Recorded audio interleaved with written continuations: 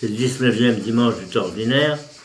L'évangile, c'est Jésus qui marche sur les eaux, et il y a la peur des disciples, et cet apaisement apporté par le Christ, par ses paroles, « Confiance, c'est moi, n'ayez pas peur ».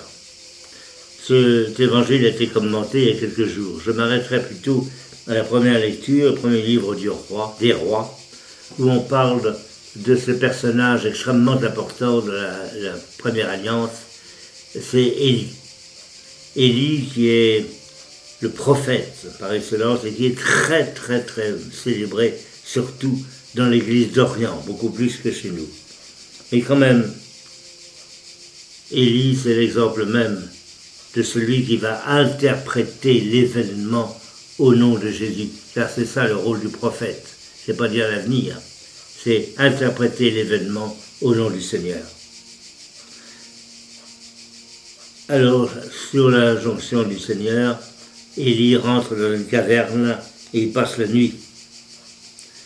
Et là, il lui dit, bien, tu vas sortir, tu vas te tenir là devant, car le Seigneur va passer. Le Seigneur va passer comme il passe dans toutes nos vies. Il suffit simplement de comprendre et d'interpréter l'événement. Ce n'est pas obligatoirement dans le bruit le plus terrible, puisque Élie va subir un ouragan si fort, si violent, que les montagnes sont ébranlées.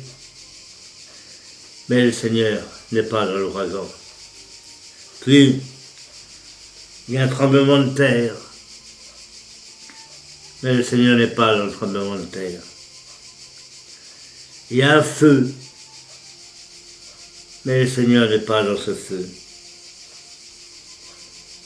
Et après, il y a le bruit d'une brise légère. Aussitôt qu'il l'entendit, Élie se couvrit le visage et sortit, car cette brise légère, c'était la voix de Dieu.